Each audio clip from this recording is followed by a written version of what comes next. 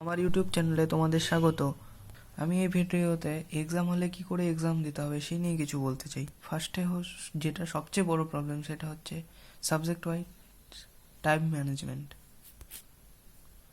Try করবে biology যেন 45 minute থেকে 55 মিনিটের মধ্যে হয়ে যায়, খুব বেশি হলে যেন 1 ঘন্টা, এর থেকে বেশি যেন না যায়, তাহলে অন্য সাবজেক্টের ক্ষেত্রে মুশকিল হয়ে যাবে। কেমিস্ট্রি ট্রাই করবে 45 মিনিটসে শেষ করতে, এবং ফিজিক্স ট্রাই করবে যে বাকি টাইম থাকবে সেই টাইমের মধ্যে শেষ করতে। যদি তোমার ফিজিক্সের ক্যালকুলেশন স্পিড ভালো হয় তাহলে বায়োলজির জন্য 1 ঘন্টা নিতে পারো। যদি খুব ভালো না হয় তাহলে বায়োলজি যত তাড়াতাড়ি সম্ভব ট্রাই করবে 50 মিনিটসের মধ্যে যেন শেষ হয়ে যায়।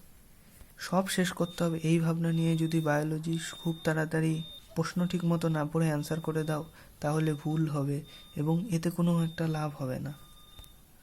তাই অল্প টাইম বেশি লাগুক, মোটামুটি 50 থেকে 55 মিনিটের মধ্যে বায়োলজি কমপ্লিট করার চেষ্টা করবে, এবং কেমিস্ট্রি 45 মিনিটসে কমপ্লিট করার চেষ্টা করবে, এবং বাকি যে টাইম থাকে মনে করি 75 মিনিট আছে সেই টাইমের মধ্যে ফিজিক্স করার চেষ্টা করবে। হয়তো ভাবতে পারো 45 কোয়েশ্চেন্স আছে 75 মিনিটসে করতে হবে, কিন্তু এমন কথা নয়। কথাটা হচ্ছে ফিজিক্স সব অ্যান্সার না করলেও চলবে, ফিজিক্স শুধু না, কেমিস্ট্রি এবং বায়োলজির ক্ষেত্রে বলা যেতে পারে 75 মিনিটসে মোর দ্যান 30 অ্যান্সার তো হয়েই যাবে যদি কোয়েশ্চেন পেয়ে যাও কমন, বা তুমি করে ফেলতে পারো, এবং বাকিগুলো যদি মোটামুটি ভালো হয়ে থাকে তো হয়ে যাবে, সেই নিয়ে প্রবলেম নেই। সব করতে হবে এই ভাবনা নিয়ে ফিজিক্সে 75 মিনিটসে 45 কোয়েশ্চেন করার জন্যই খুব তাড়াহুড়ো করবে না, এতে ভুল হয়ে যাবে, এতে কোনো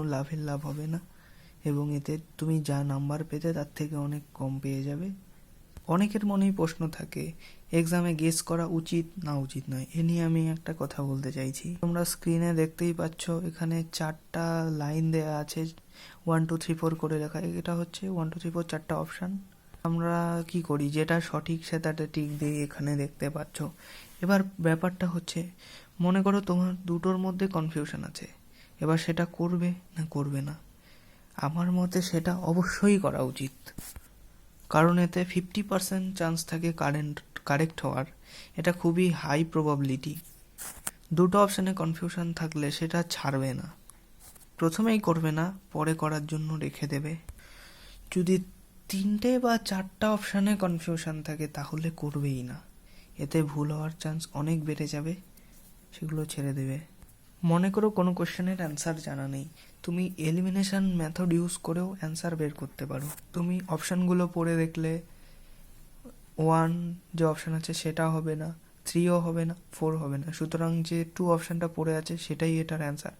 অথবা তুমি দেখলে 1 আর 4 হচ্ছে না, 2 আর 3 এর মধ্যে একটা হচ্ছে, তো 2 আর 3 এর মধ্যে একটা হবেই, তাহলে এখানে 50% প্রবাবিলিটি আছে অ্যান্সার ঠিক হওয়ার, তো এটা অবশ্যই ঠিক করবে, এগুলো ছাড়বে না, এগুলোতে অনেক নাম্বার ইনক্রিজ হয়ে যায়, যদি ছেড়ে দাও তাতে তোমাদেরই লস হবে। এবার অনেকের মনেই প্রশ্ন থাকে ডার্কিং প্রসেস নিয়ে, কি করে ডার্কেন করা উচিত। অনেকে আছে প্রতিটি প্রশ্ন পড়ে এবং সাথে সাথে ডার্কিং করে দেয়, আবার অনেকে আছে সবটা শেষ করে ডার্কিং করে দেয়, আবার অনেকে আছে সাবজেক্ট ওয়াইজ শেষ হওয়ার পর ডার্কিং করে দেয়। তো সবটা শেষ করার পর ডার্কিং এটা কখনোই করবে না, এতে এমনও হতে পারে যে শেষে অ্যান্সার করা হলেও তুমি ডার্কিং করার টাইম পেলে না। তুমি এটা করতে পারো, একটা সাবজেক্ট শেষ হলো তারপর ডার্কিং করে দিলে, এতেও ভুল হওয়ার সম্ভাবনা আছে। ডার্কিং করতে গিয়ে এমন হতে পারে যেটার অ্যান্সার যেটা হবে সেটার পরেরটায় গোল করে দিলে বা আগেরটায়, এমন ভুল হতেই পারে, তাও আগেরটার থেকে এটা ভালো আছে, এটায় টাইম কিছুটা সাশ্রয় হয়। তাহলেও আমার মতে সব থেকে ভালো হচ্ছে যেটা প্রশ্ন পড়লে সেটারই অ্যান্সার করে দেওয়া, কারণ এতে ভুল হওয়ার সম্ভাবনা থাকে না, আগে পড়ে হয়ে যায় না, এবং খুব একটা যে বেশি টাইম ওয়েস্ট হয় সেটাও আমার মনে হয় না, এটাই সব থেকে ভালো। আরেকটা কথা যেটা বলতে ভুলে গেছি, যখন ফার্স্ট টাইম অ্যান্সার করবে, যেগুলো দেখবে প্রশ্নগুলো খুব বড় বড় অথবা অপশানগুলো অনেক বড় দেওয়া পড়তে হবে, সেগুলো ফার্স্টে অ্যান্সার করবে না, ফার্স্টে ছেড়ে দেবে। ফার্স্টে ট্রাই করবে যেগুলো দেখেই অ্যান্সার মনে পড়ছে বা ছোট ছোট অপশান দেওয়া আছে সেগুলো তাড়াতাড়ি করার চেষ্টা করবে। এতে হবে কি, নাম্বার অফ কোয়েশ্চেন অ্যাটেম্প্ট বেড়ে যাবে, পরে যখন টাইম পাবে তখন ওই কোয়েশ্চেনগুলো করবে। তেমনি বড় বড় যে ক্যালকুলেশনগুলো আছে সেগুলো পরে করার জন্য ছেড়ে দেবে।